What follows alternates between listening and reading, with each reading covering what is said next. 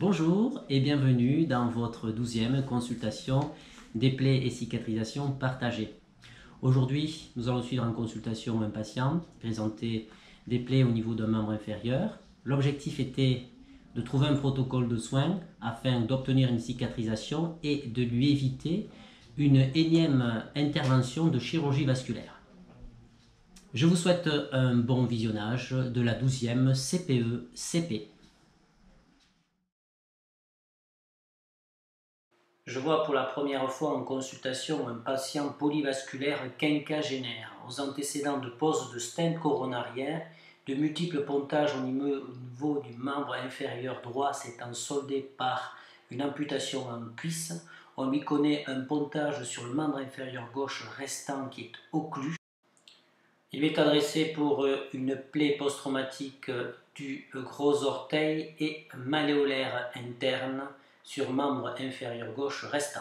Nous allons découvrir le pansement et la plaie. Donc nous avons un hydrogel, mise en place d'un hydrofibre qui n'est pas du tout saturé. La plaie présente un tissu de granulation qui recouvre 65% de la surface avec 35% de fibrine. Nous sommes donc dans le cadre de la prise en charge d'une plaie faiblement exsudative. De ce fait, le protocole mis en place était tout à fait satisfaisant. Je vais remplacer l'hydrogel par une crème à base d'acide hyaluronique pour stimuler le tissu de granulation et avoir une action de fibrinectomie autolytique locale. Je vais remplacer le pansement secondaire qui était un hydrofibre faiblement saturé par un hydrocellulaire mousse avec un protocole de soins qui pourra être effectué tous les 2 jours.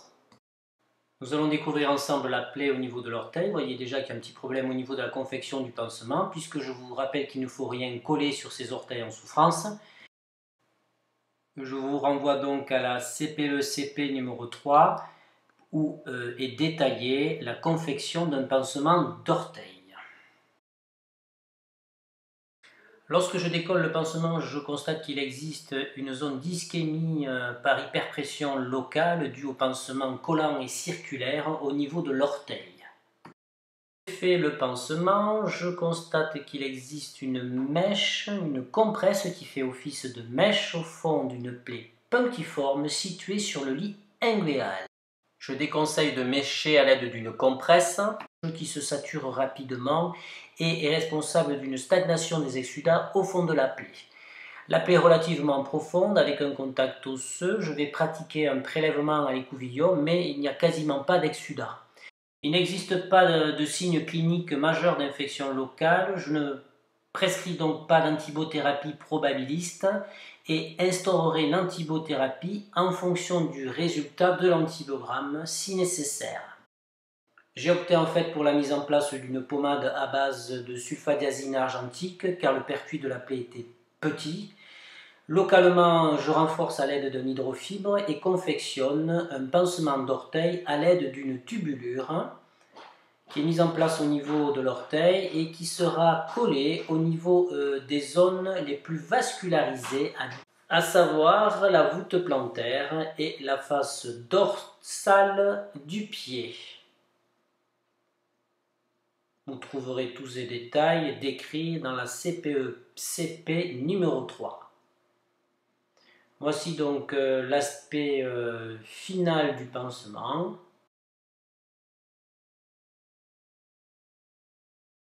Je revois ce patient après une semaine de soins avec un protocole de soins quotidien. Au niveau des examens complémentaires, nous avons sur le prélèvement un staphylocoque doré et une serratia. Pas de signe radiologique d'ostéite, pas de signe biologique d'infection. Mais je vous rappelle que le seul contact osseux à l'examen clinique suffit à faire le diagnostic d'ostéite. On constate que son équipe infirmière a réalisé un pansement d'orteil selon les règles de l'art.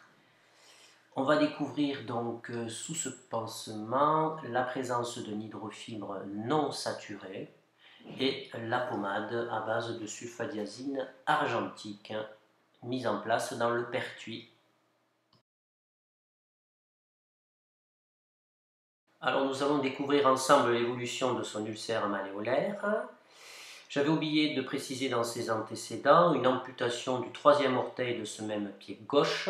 Je vous rappelle le contexte de patient polyvasculaire. Alors le pansement a été découpé trop petit.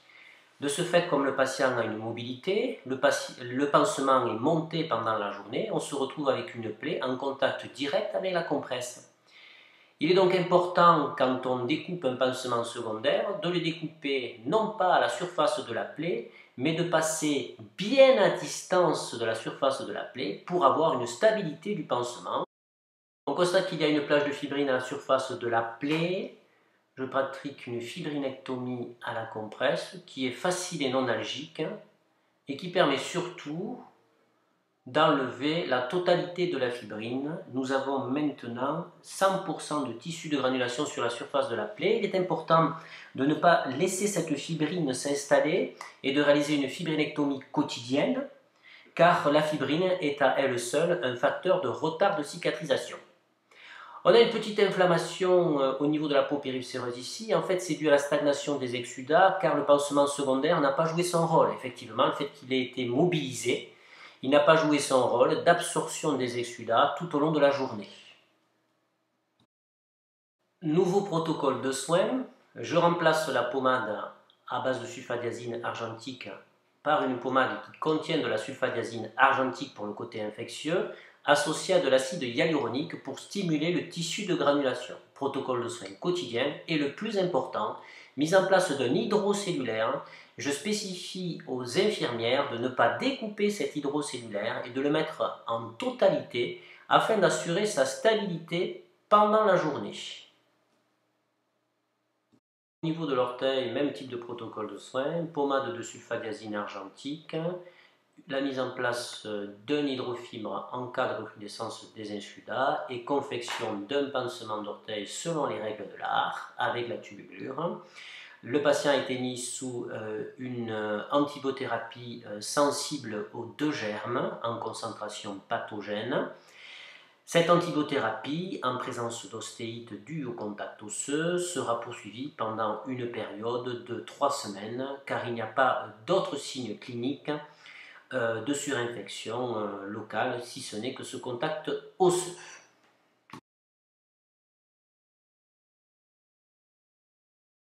Nous sommes à 15 jours de la première consultation et le patient a bénéficié de 15 jours d'antibiothérapie par voie orale. Au niveau de la confection du pansement, on remarque que l'adhésif est collé un petit peu trop haut au niveau de l'orteil. Ici, on découvre notre hydrofibre qui n'est pas du tout saturée, car cette plaie n'est plus du tout exudative. La pommade a permis d'avoir une action au fond du pertuis. Actuellement, il n'y a plus de pertuis, il n'y a plus de plaie, et donc nous avons une cicatrisation qui s'est déroulée de la profondeur vers la surface, une cicatrisation dirigée car le pertuis était de faible diamètre. Du ulcère malléolaire, déjà on constate que le pansement est resté en place, les infirmières ont mis la totalité du pansement, je vous rappelle que la dernière fois elle a été découpée en timbre-poste.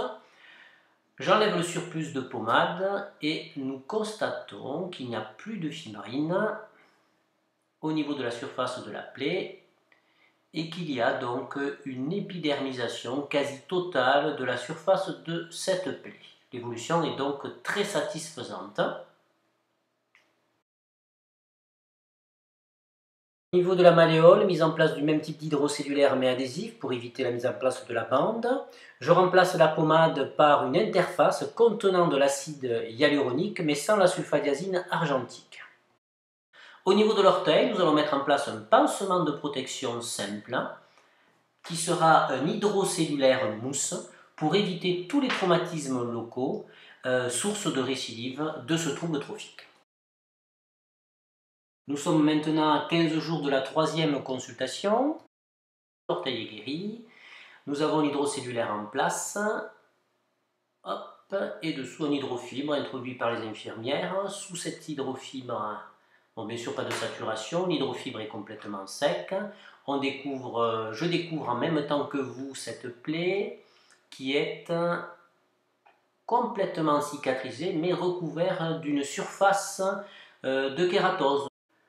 L'ablation de cette kératose n'est pas indispensable, elle peut être traumatisante et engendrer des microplaies. Personnellement, je la laisse en place, le patient va se doucher normalement et elle va disparaître au décours des douches successives. Je lui prescris un hydrocellulaire mousse de protection que le patient peut gérer lui-même. Je vous rappelle qu'il s'agit d'une plaie post-traumatique. De ce fait, cet hydrocellulaire va protéger des traumatismes directs. C'était donc notre 12e CPE-CP. Je vous souhaite une bonne semaine et vous dis à la semaine prochaine pour de nouvelles aventures.